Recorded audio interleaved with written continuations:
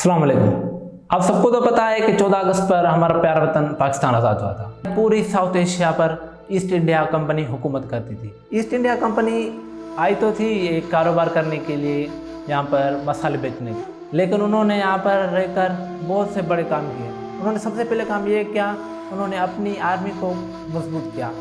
जब उन्होंने अपनी क्वीन से अपना एग्रीमेंट करवाया था कि हमें बाहर के मुल्क की तरफ में, मतलब एशिया की तरफ हमें कारोबार करना है तो हमें परमिशन दी जाए। क्वीन एलिजाबेथ वन ने तो उन्हें परमिशन दे दी, लेकिन उनके साथ उनको बहुत सारे पावर दे दिए। उन पावरों में बहुत सारे पावर ऐसे थे कि वो अपनी आर्मी रख सकते हैं, वो वहाँ पर अपने फैसले भी कर सकते हैं और बहुत सारे पावर थे। लेकिन जब वो ईस्ट बंगाल की तरफ उन्होंने अपना कारोबार शिफ्ट करने का सोचा, वहाँ पर तो दूसरे बहुत सारे मुल्कों में उनका कारोबार चलता था, जैसे कि मुंबई की तरफ भी उनका कारोबार था। तो ईस्ट बंगाल की तरफ जब उन्होंने कारोबार किया, ईस्ट बंगाल पर तब मुग़ल एम्पायर राज करती थी। मुग़लों के बहुत सारे राजाओं के आने की वजह से बहुत सारे जब उनके सुल्तान एक दूसरे से आगे मतलब रिटायर्ड होते गए, मतलब जो भी बादशाह एक सही तरीके से मुनज़्ज़म तरीके से अपनी हुकूमत नहीं चलाता था, तो वो यहाँ तो उसके खिलाफ जंग छेड़ दी जाती थी, यहाँ उसको कत्ल किया जाता था, यहाँ उसे तक से माजूल किया जाता था। तब बहुत सारे मुग़लों के सूबे मुग़ल सल्तनत से अलग हो गए। मुग़ल सल्तनत से अलग होने में सबसे बड़ा जो सूबा था उस वक्त का सबसे अमीर सूबा था, वो था बंगाल। तब ईस्ट बंगाल पर सिराजुद्दौला के नाना अली वर्दी खान हुकूमत करते थे। अली वर्दी खान ने जब अंग्रेज़ आए थे, उन्होंने अंग्रेज़ों को परमिशन दे दी थी। अंग्रेज़ों ने वहाँ पर बहुत सारी फैक्ट्रीज लगाना शुरू कर दी। जब अली वर्दी खान इस दुनिया से रुखसत हो गए तो सिराजुद्दौला, जो कि अली वर्दी खान के नवासे थे, अली वर्दी खान का कोई दूसरा बेटा नहीं था, इसीलिए सिराजुद्दौला जो अली वर्दी खान के नवासे थे वो तख्त पर बैठ गए। सिराजुद्दौला के बहुत सारे शुकूक व शुबहात थे अंग्रेज़ों के खिलाफ। जब ईस्ट इंडिया कंपनी यहाँ पर कारोबार तो करती थी, लेकिन उन्होंने अपने कारोबारी निज़ाम को बेहतर बनाने के बजाय उसको डिफेंड किया। डिफेंड ऐसे किया, उन्होंने अपनी फैक्ट्रीज़ के बजाय उन्होंने वहाँ पर किले बनाना शुरू कर दिए। ये बात सिराजुद्दौला को अच्छी नहीं लगी। सिराजुद्दौला ने बोला, ये आप जो है अपने किले बनाना बंद कर दें। तो उस पर ईस्ट इंडिया कंपनी ने ज़्यादा उसको ध्यान में नहीं रखा और किले बनाना शुरू कर दिए। तो सिराजुद्दौला ने उनके खिलाफ कलकत्ता में जंग कर दी। सिराजुद्दौला ने उनको कलकत्ता में एक इबरतनाक शिकस्त दी और ईस्ट इंडिया कंपनी को वहाँ से निकाल दिया।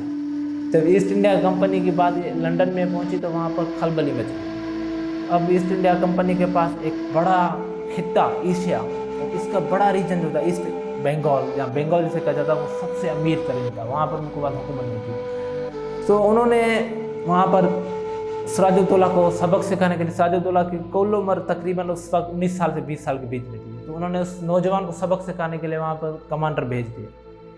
लेकिन उससे बड़ी बात जो कहानी को किसी दूसरी दिशा पर लेकर जाती है, कहानी को सच के बजाय किसी दूसरी मोड़ पर ला खड़ी कर दिया, वो है the black hole of Calcutta. ये बात जब सिराजुद्दौला ने कोलकाता फतेह किया था, जहाँ उस वक्त कलकत्ता के थे, वो फतेह किया था, तो हालवेल नामी कमांडर था वहाँ का, तो उसने सब ब्रिटिश आर्मी को कैद में कर लिया था। फिर सिराजुद्दौला के हुक्म पर हालवेल को आज़ाद कर लिया गया और उनके सिपाही के साथ अच्छा सलूक किया गया। ईस्ट इंडिया कंपनी के सारे वर्कर्स को वहाँ पर आदत दी गई, आप यहाँ पर रह सकते हो और जितने चाहे आप यहाँ पर रहने के बाद आप लंदन जा सकते हो। 20 जून 1756 यानी कि 20 जून 1756 की रात जब सिराजुद्दौला के सिपाही गश्त कर रहे थे, वहाँ पर एक अनवाक़या पेश आ गया। एक मतलब ऐसा वाक़या पेश आया कि वहाँ पर सारी कहानी का जो नज़रिया है वो ही तब्दील हो गया। वो ऐसे हुआ कि जब एक अंग्रेज़ी अफसर या अंग्रेज़ी या कोई या कमांडर था, उसने क्या किया, वो शराब के नशे में उसने सिराजुद्दौला के सिपाही जो थे बंगाल फौजी थे, उनसे उसने लड़ाई कर दी। लड़ाई के बाद क्या हुआ, उसने वहाँ पर एक ईस्ट बंगाल का जो सिपाही था सिराजुद्दौला का, उसको उसने गोली मार दी। ये बात जब सिराजुद्दौला के पास पहुंची तो सिराजुद्दौला ने एक हुक्म यानी कि फरमान जारी किया, सारे अंग्रेज़ी फ़ौजी थे उनको कैद में रखा जाए। उन्होंने उसको कैद में रख दिया। सब सिराजुद्दौला ने सबको एक काल कोठरी में बंद कर दिया। बात यहाँ पर होती है कि ब्लैक होल ऑफ कलकत्ता क्या था। जब हालवेल था जिसको सिराजुद्दौला ने आज़ाद किया था, वो सायरन नामी जहाज़ पर जा रहा था वापस लंदन जब वो जा रहा था, उसके पास कोई मतलब करने के लिए तो सफ़र तवील था, उसके पास करने के लिए कोई ऐसी बड़ी चीज़ नहीं थी। तो उसने क्या किया, सबसे पहले उसने एक किताब उठाया और उसने ये मनगढ़ंत कहानी शुरू कर दी कि ये हुआ था, ये हुआ था। ब्लैक होल कलकत्ता में क्या हुआ था, उसने ये लिखा कि सिराजुद्दौला ने जब सबको कैद किया तो वहाँ पर एक 18 मीटर का या ऐसा ही कोई कमरा था जो बस उसमें 4 बंदे आ सकते थे उस कमरे के अंदर। उसने लिखा कि सिराजुद्दौला ने एक ऐसे काल कोठरी में बंद गया जहाँ पर बस सिर्फ 4 बंदों की रहने की, यहाँ 4 बंदों को बस गिरफ्तार किया जाए। वहाँ पर सिराजुद्दौला ने 146 बंदों को गिरफ्तार किया। पूरी रात सफोकेशन और प्यास की वजह से 123 कैदी मर गए और 23 जिंदा बच गए। अब बात यहाँ पर होती है कि यहाँ पर एक साइकोलॉजी और यहाँ पर एक सोचने की बात होती है कि 4 कमरों के वाले एक काल कोठरी में 146 बंदे कैसे आ सकते हैं। यहाँ पर इस पर एक और रवायत भी आती है कि 64 बंदे थे, 45 मर गए थे, बाकी तकरीबन 17 या 18 कुछ बचे थे। तो बात यहाँ पर होती है कि ये एक ही वाक़या था जो उसने जॉन हालवेल ने लिखा था। जहाज़ पर सफ़र पर निकलते हुए उसने ये जाकर अपने लंदन में अपने आकाओं को दिखा दिया, ईस्ट इंडिया कंपनी के जो डायरेक्टर्स थे। फिर यहाँ पर वहाँ पर जो था सारे लंदन में खलबली सी मच गई, ये हो गया हमारे ईस्ट एशिया में हमारे सिपाहियों के साथ ये हो गया ये।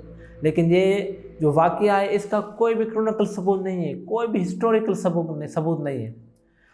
इस पर सिराजुद्दौला के जो मतलब अपोजिट में था हिस्टोरियन था गुलाम हुसैन, उसने भी इस वाक़े के बारे में सिरे से भी कोई बात नहीं की। जब ये वाक़या लंदन में पहुंचा तो ये सारे लंदन में एक आग की तरह फैल गया। आग की तरह फैलने के बाद वहाँ पर लंदन में उन्होंने इस वाक़े के बारे में पूरे स्कूल्स और कॉलेज में इस पर एक वाज़े चैप्टर पढ़ाना बच्चों को शुरू कर दिया कि हमारे सिपाही के साथ ये होता, सिराजुद्दौला बहुत ख़तरनाक है, जालिम इंसान है ये, ठीक है। उसके बाद उन्होंने रॉबर्ट क्लाइव नामी कमांडर को भेजा। रॉबर्ट क्लाइव जब हिंदुस्तान में आए फिर आपको तो बताए फिर कैसे सिराजुद्दौला को शिकस्त हुई, ये हम आपको दूसरे वीडियो में दिखाएंगे। तब तक आप हमें इजाज़त दीजिए। हमारे यूट्यूब चैनल को लाइक, सब्सक्राइब और कमेंट करना, और अगर हाँ आप फेसबुक के प्लेटफॉर्म पर देख रहे हैं तो हमारे पेज को शेयर और फॉलो करना।